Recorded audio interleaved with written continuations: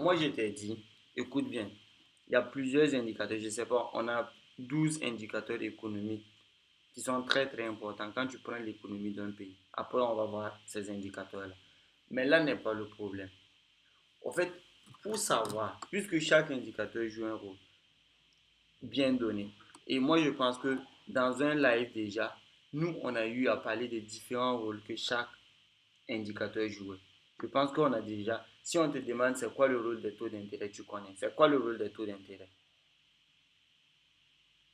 Les taux d'intérêt. C'est ça, moi je dis. D'abord, si toi, nous on a eu à faire des lives passés. Si tu ne connais pas ces trucs-là, repars regarder ces trucs-là. Oui, c'est ça, oui. C'est quoi le rôle quand on parle de taux d'intérêt, l'utilité des taux d'intérêt, c'est quoi? Les taux d'intérêt, c'est la variation pourcentage. C'est assez pour le PIB. Ok. Tu vois, non? Ça veut dire que toi, tu sais pas c'est quoi le taux d'intérêt. Nous, on a déjà fait un live sur ça. Moi, je t'ai dit que quoi? Le taux d'intérêt, c'est l'outil que les banques centrales utilisent pour réguler la croissance économique d'un pays. Je t'ai dit ça ou pas? C'est-à-dire, c'est avec les taux Oui, d'intérêt qu'on va essayer de, si on a une croissance économique qui est forte, on va essayer de jouer sur les taux d'intérêt pour ralentir cette croissance économique-là. Et si on a une croissance économique qui n'est pas bonne, on va essayer de baisser les taux d'intérêt, également de jouer sur les taux d'intérêt pour stimuler une bonne croissance économique. Est-ce que tu vois ce que... Donc, c'est-à-dire, toi-même, d'abord, tu ne connais pas... Quand on prend un indicateur économique, on te demande c'est quoi, toi, tu ne connais pas. Pourtant, nous, on a déjà fait un live sur ça. Si tu ne connais pas le oui, rôle c'est d'un vrai. indicateur économique, toi, tu vas faire comment pour pouvoir interpréter ça? Et les indicateurs économiques, je connais sur ça. Même si l'inflation et si les C'est pas taux de tu chômage, tout connais les ça. noms. Si on te demande l'inflation, si on te demande l'inflation, c'est quoi? L'inflation, c'est quoi? Quand on parle d'inflation, si quelqu'un vient, si tu veux expliquer à ton petit frère à la maison, c'est quoi l'inflation? Si tu dis inflation et puis ton petit frère te demande, ah, grand frère, j'ai entendu tu parlais d'inflation, ça veut dire quoi? Est-ce que tu peux expliquer à ton petit frère c'est quoi l'inflation? L'inflation, c'est quoi? Faut me répondre. L'inflation.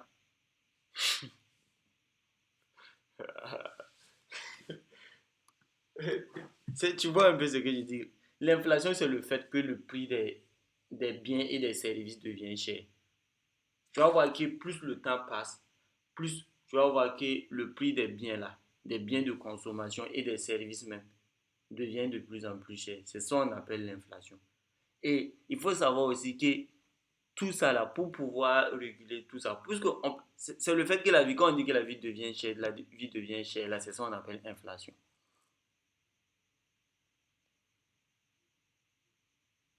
Tu es là? Voilà. C'est-à-dire, peut-être si tu repars 5 ans en arrière, là, tu vas voir un truc qui coûtait peut-être 25 francs. Aujourd'hui, tu vas voir que ce même truc-là coûte 100 francs. C'est à cause de l'inflation. C'est pour ça qu'on va dire que notre système économique, le système économique dans lequel toi tu vis, là, c'est un système économique qui est inflationniste.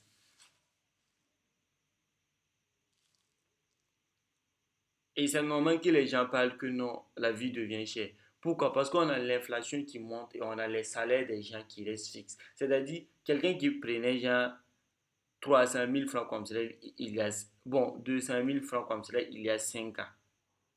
Et peut-être il a eu une augmentation de 25 000 francs parce qu'il a changé de... Quand tu es salarié, c'est toujours ça. Parce qu'il a eu de quoi, on a ajouté 25 000 francs sur son salaire. Pourtant, ça va faire que ce gars-là, il ne pourra pas tenir face à l'inflation. Il va rester toujours pauvre. Sauf s'il trouve un autre moyen de faire de l'argent. Parce que le bien, qu'il payait à 15 000 francs là, peut-être avant il payait ça à 15 000 francs, aujourd'hui il paye ça à 30 000 francs. Le prix des trucs là ça va continuer à monter. Il y a pas un État qui peut aider quelqu'un dans ça là. Hmm. Il n'y a pas un État qui peut aider quelqu'un.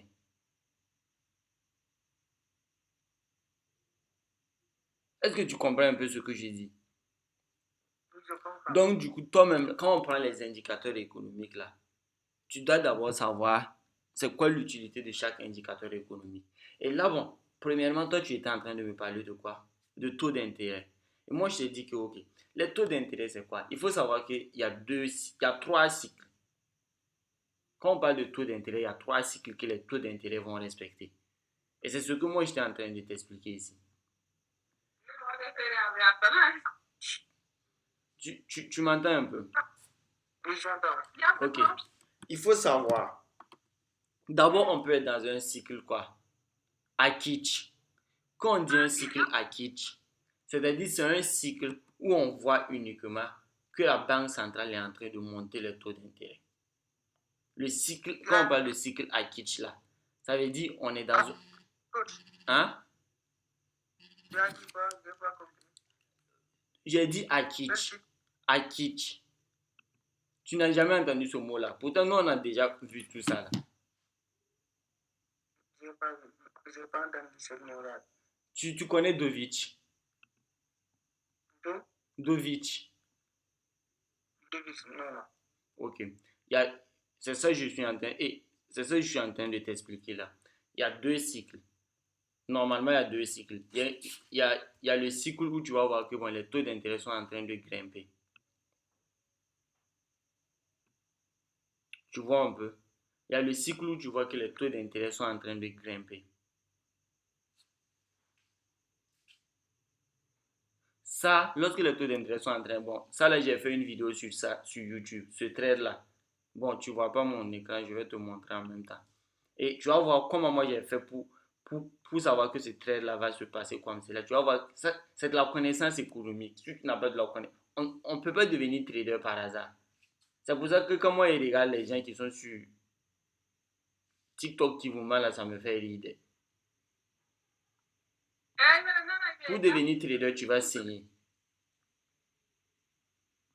Ok.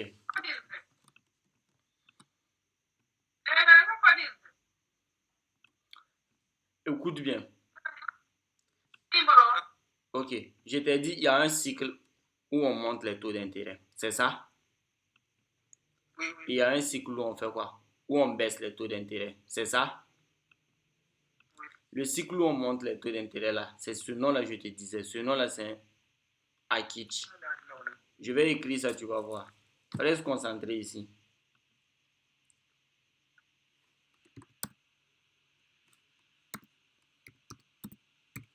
Tu vois un peu? Ça s'écrit comme cela. Ok. Et il y a un autre. Quand on baisse, ça s'appelle quoi? Dovich.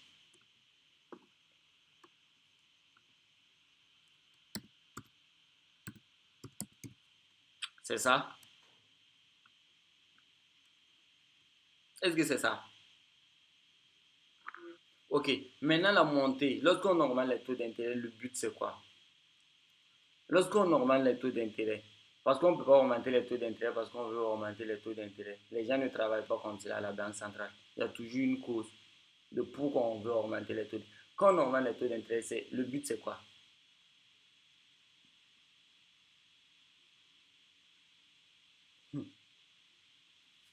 En fait, moi je pense, on va faire ce live là. Après ce live là, il faut savoir.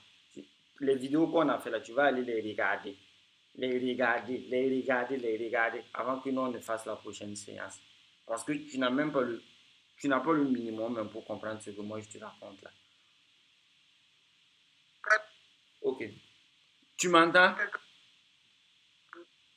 Est-ce que tu m'as... Faut m'écouter. Parce que je vais plus te poser des questions. Faut m'écouter maintenant, je vais parler. À la fin, on va couper le live et puis chacun va se chercher. Ok. J'ai dit, lorsqu'on normale les taux d'intérêt, on appelle ça Akitch. Et lorsqu'on baisse les taux d'intérêt, on appelle ça Dovich. Et une augmentation de taux d'intérêt, c'est quoi? Une augmentation de taux d'intérêt, c'est-à-dire que là, on est en train de resserrer l'économie. C'est un resserrement économique. Pourquoi? On normale les taux d'intérêt, peut-être parce qu'on a remarqué une certaine croissance économique. Et la croissance économique, elle est en lien avec quoi? Elle est en lien avec l'inflation. L'inflation n'est pas une mauvaise chose. C'est l'inflation. L'inflation, lorsqu'elle n'est pas contrôlée, c'est une mauvaise chose. Sinon, l'inflation en soi, elle n'est pas une mauvaise chose. Parce que plus vous êtes en train de croître économiquement, plus le prix des biens et services va naturellement augmenter. Est-ce que tu comprends un peu ce que je dis? Et pour essayer de freiner ça, on va augmenter les taux d'intérêt. Et augmenter, ok, je t'explique. Et augmenter les taux d'intérêt, ça veut dire resserrer l'économie. Pourquoi je te dis ça? Parce que si la banque, il faut savoir, la banque centrale est prête de l'argent aux banques commerciales. Tu dois savoir ça. La banque centrale prête de l'argent aux banques commerciales. Et si le taux d'intérêt de la banque centrale est élevé, c'est quoi? Les banques commerciales ne pourront pas prêter l'argent parce ils vont prendre l'argent auprès de ces institutions-là à un taux d'intérêt élevé. Donc, tu vois un peu. Donc, cette hausse des taux d'intérêt de la banque centrale, c'est pour resserrer l'économie. Plus on augmente les taux d'intérêt, plus les banques commerciales auront du mal à emprunter de l'argent auprès des banques centrales. Ce qui va faire, si les banques commerciales n'arrivent pas à emprunter de l'argent, eux, à leur tour, ils ne vont pas arriver à prêter de l'argent aux particuliers que toi, tu vois autour de toi là. Ils ne vont pas arriver à prêter de l'argent puisque eux-mêmes, ils n'arrivent pas à prêter en haut. Parce que les taux d'intérêt sont hauts. Ça, on continue à augmenter les taux d'intérêt. Donc, eux, à leur tour, ils ne vont pas arriver à prêter de l'argent aux banques centrales et ils ne vont pas arriver à prêter de l'argent avec les banques centrales. Et les particuliers ne vont pas arriver à prêter de l'argent aussi auprès des banques commerciales. Ce qui va faire que si on était dans une certaine croissance économique où les gens étaient en train de consommer, tu vas voir que la consommation elle va se réduire. Parce que les gens n'auront plus d'argent pour payer des maisons, les gens n'auront plus d'argent pour payer des voitures, ce qui va faire que c'est ce qu'on appelle ralentir la croissance économique. Et pour ralentir la croissance économique, l'un des outils que les banques centrales utilisent, c'est le levier de taux d'intérêt en augmentant ces taux d'intérêt-là.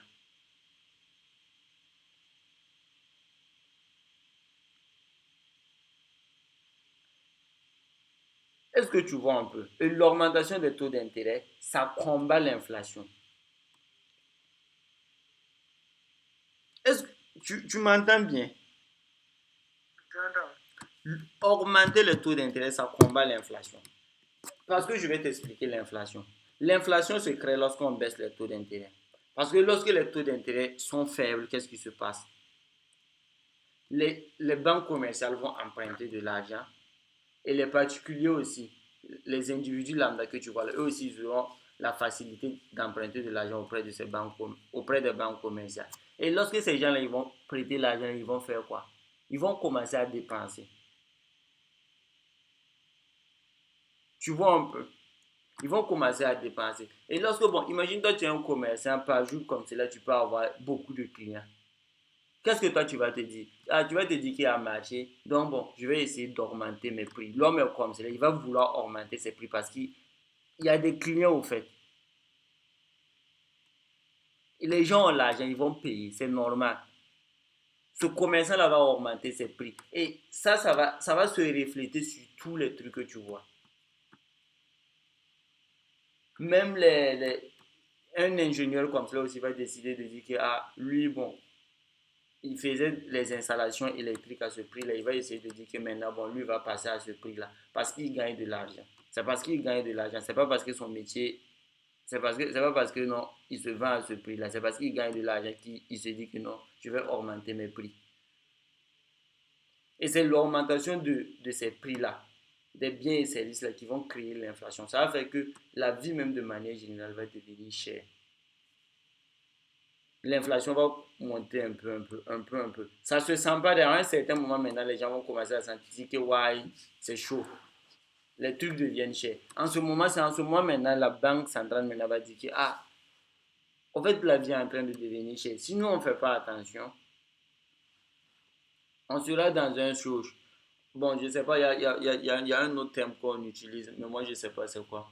On sera dans un certain contexte où nous, on ne pourra plus maîtriser la situation. Donc, la Banque centrale, vu ça, là, puisque eux, c'est quoi? Eux, ils ont tous les statistiques. Eux, ils regardent les biens de consommation. Eux, ils regardent plein de trucs que toi, tu n'as pas. Eux, ils regardent le prix du carburant. Ils regardent tous ces trucs-là. Ils regardent tous ces trucs-là.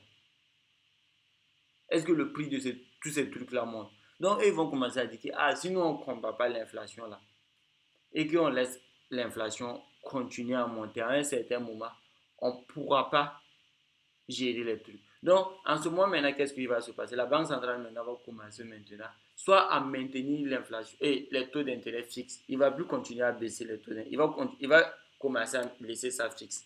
Et puis, au fil du temps maintenant, peut-être il y aura une transition maintenant où il va commencer à monter ça un peu, un peu. Et quand il va commencer à monter, naturellement, tu vas voir que ça va resserrer l'économie. L'argent que les gens arrivent à prêter, là, les gens vont plus arriver à prêter de l'argent facilement. Les banques vont plus arriver à prêter de l'argent auprès de ces banques centrales-là facilement. Donc, du coup, les particuliers aussi ne pourront pas prêter de l'argent auprès des banques commerciales facilement. Tu vois un peu? Ce qui va faire que les gens vont plus dépenser. Si les gens n'ont pas d'argent, ils ne vont pas dépenser. Les commerçants, ils vont redescendre leur prix là. Ils vont revoir leur prix là. Même s'il vendait un truc là, il va essayer de revoir son prix là pour adapter ça à la demande. Est-ce que toi tu comprends bien ce cycle là d'abord? Ok. Et maintenant, ce que je vais t'expliquer, c'est quoi? Ce que moi je vais t'expliquer ici, c'est simple. Il faut savoir que toi-même, tu dois savoir d'abord, là où nous on est là-haut, est-ce que nous on est à Kitsch, on est Dovich, ou bien on est dans un moment où les taux d'intérêt sont comme cela, sont, sont maintenus fixes. Non, si du coup toi-même tu ne sais pas là où on est d'abord, tu vois que c'est déjà un problème.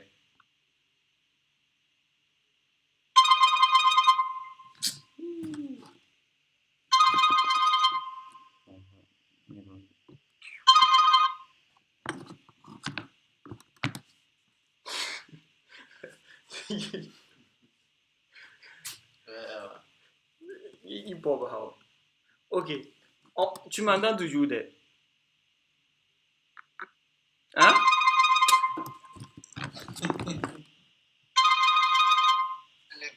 Allô, mamna le bombo là. Allô? Mamna le bombo là, mais. Sobe, Mam ben tum na. oye, Mam ben tum na, mais. mutum na me. Ah.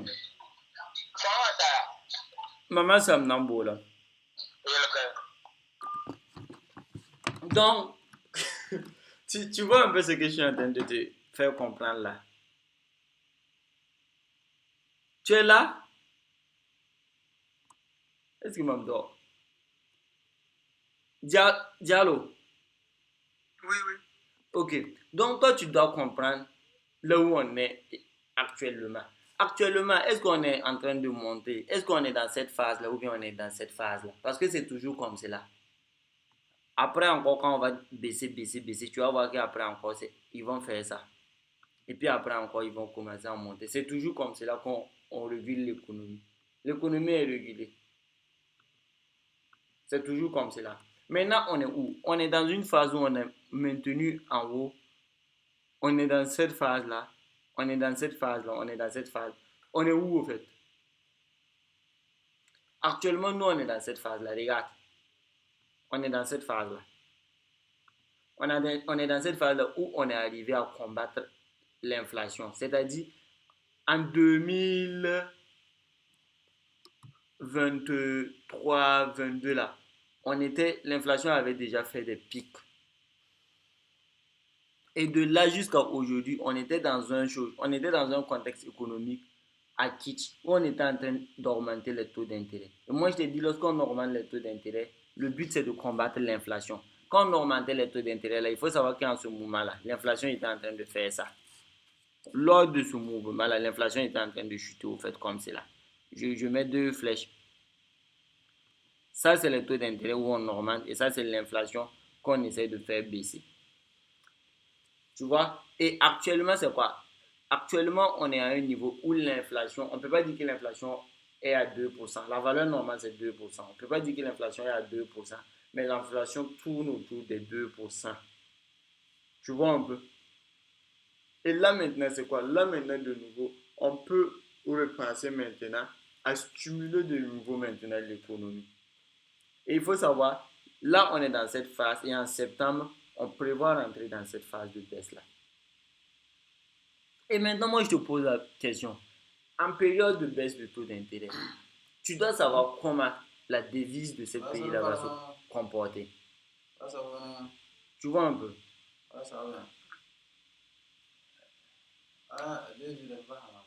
Hein? Tu m'entends? Est-ce que toi, tu m'entends même? Voilà. Toi, tu dois savoir comment la devise de ce pays-là va se comporter. Parce que actuellement, on est là. Il y a longtemps, on n'a pas baissé le taux d'intérêt. Et maintenant, on veut baisser le taux d'intérêt. Tu vois un peu? Ok. Maintenant, selon toi, la baisse des taux là, tu dois savoir. Bon, moi, je t'ai expliqué ça là. Maintenant, toi, tu dois savoir. Ah, si on baisse les taux là, qu'est-ce qui va se passer? Tout ça là, tu dois prévoir. Et c'est ce que moi, je te disais. Ici, faire dash là, tu peux regarder ça. Au niveau de faire dash, on te montre des statistiques au fait. Tu vois, ça, c'est des statistiques qu'on t'a montré. On te dit que la prochaine réunion de la Fed, c'est le 28. C'est dans 28 jours. Et dans 28 jours, bon, j'étais en train de voir la date là, le 17 septembre. Et le 17 septembre, on sera. Le 17 septembre, qu'est-ce que les gens prévoient? Les gens prévoient que le 17 septembre, il y a une haute probabilité que les taux d'intérêt baissent que de monter au fait. Bon, ça, ce n'est plus aspect de monter. Qu'on maintienne ça, puisqu'on n'est pas en train de monter. Les taux d'intérêt étaient fixes. Je ne peux pas te donner la date précise, mais depuis longtemps, les taux d'intérêt étaient fixes. Tu vois un peu? Ok, j'arrive. Donc, et on te dit maintenant qu'il y a une grande probabilité que les taux d'intérêt, qu'on baisse les taux d'intérêt maintenant en septembre. Maintenant, toi, tu as cette information-là. C'est ça?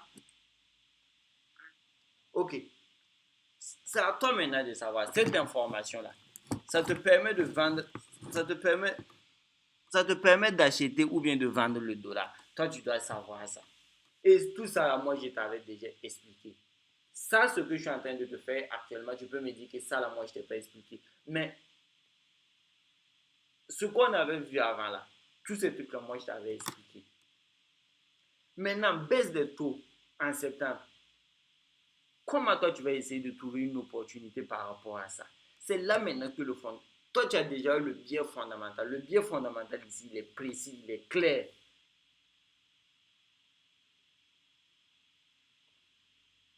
Tu vois un peu? Le biais fondamental ici, il est clair maintenant.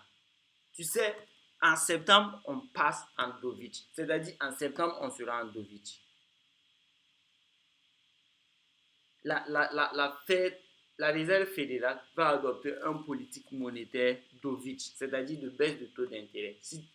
Il peut arriver, ce jour-là peut arriver et puis on n'a pas ça. Mais en tout cas, les probabilités te disent. En ce moment maintenant, c'est-à-dire le trade maintenant que toi tu vas aller prendre. Puisque c'est ça que je te dis. Trader, trader le fondamental, ça revient à trader quoi? Sur une longue durée donnée au fait. C'est-à-dire le trade que tu vas prendre là, ça peut être un trade qui va durer pendant des mois.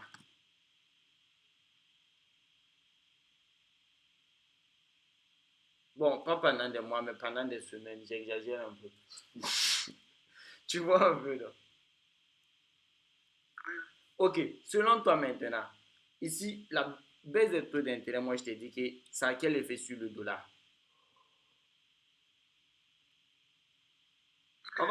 Voilà, lorsqu'on baisse les taux d'intérêt, ça a quel effet sur le dollar? Le dollar va? Ok.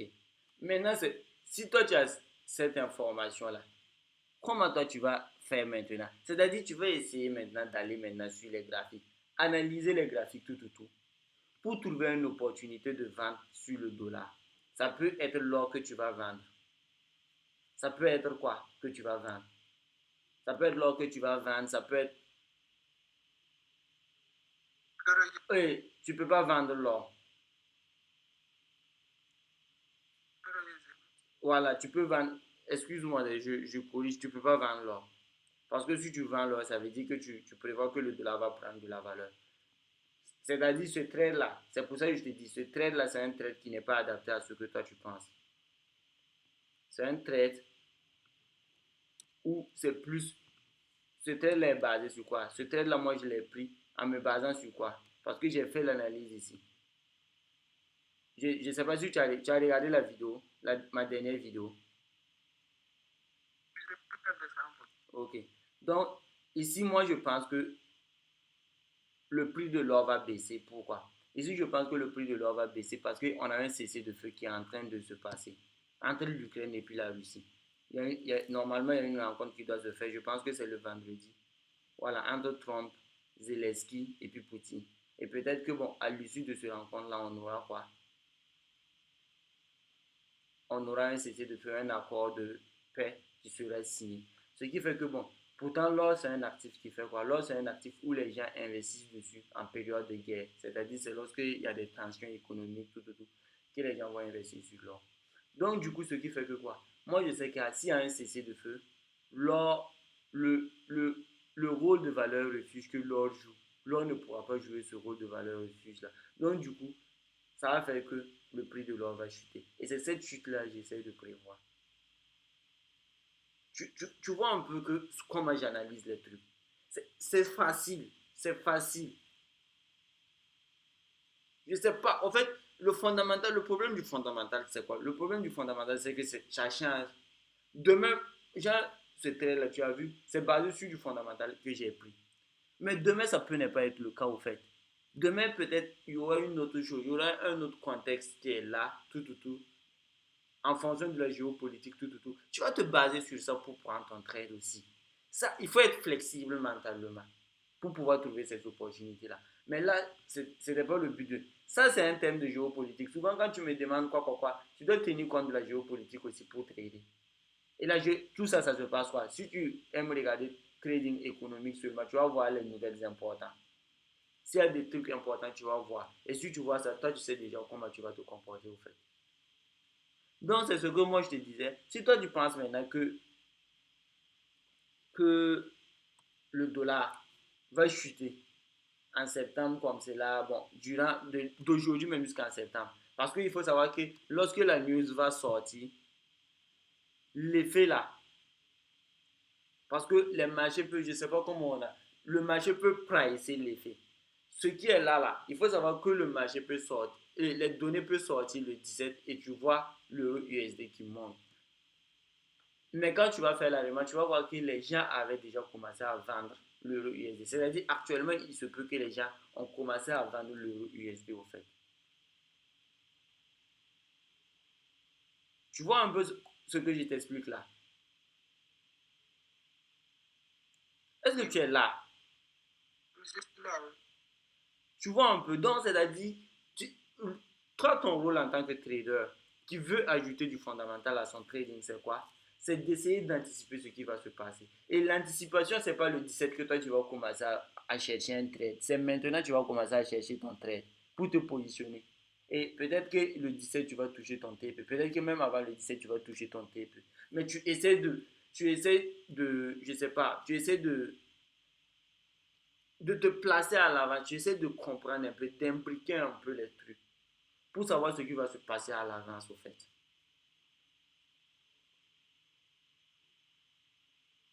Tu vois un peu? Donc, c'est-à-dire, à partir de ce que je viens de te donner, tu sais déjà comment, tu sais déjà ce qui va se passer sur le dollar dans les jours à venir. Là maintenant, tu commences maintenant à faire quoi? Tu commences maintenant à analyser un graphique. Tu peux prendre chose, CHF, USD, tout. Mais en tout cas, tu dois te positionner de manière que tu sois vendeur sur le dollar. Il ne faut jamais oublier ça. Et c'est bon. Est-ce que ça, c'est compliqué?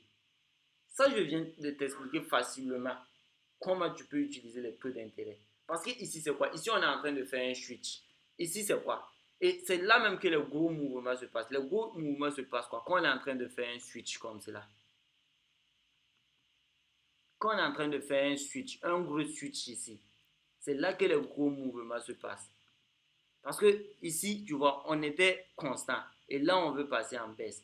C'est-à-dire, le mouvement qu'il y aura ici, c'est un mouvement qui sera très, très agressif sur le dollar. Le mouvement qu'on aura sur le dollar, ça sera un mouvement très, très agressif. Et toi, tu peux capter ça. C'est ça. Je sais, c'est ça. Toi, tu n'arrives pas à appliquer ça sur les marchés. Moi, je te comprends. Mais j'ai décortiqué ça comme ça pour que tu comprennes. À partir du moment maintenant, tu peux commencer maintenant à analyser graphiquement. Bon, toi et puis moi, on n'a pas fait l'analyse graphique ensemble parce que tu ne m'as pas payé pour ça. Tu m'as payé pour apprendre le fondamental. Donc, je ne sais pas comment toi tu analyses tes graphiques. Mais c'est ça, ce sont ces informations que tu vas prendre, plus les connaissances techniques que tu as pour pouvoir maintenant trouver l'opportunité qui te va. Tu vois un peu?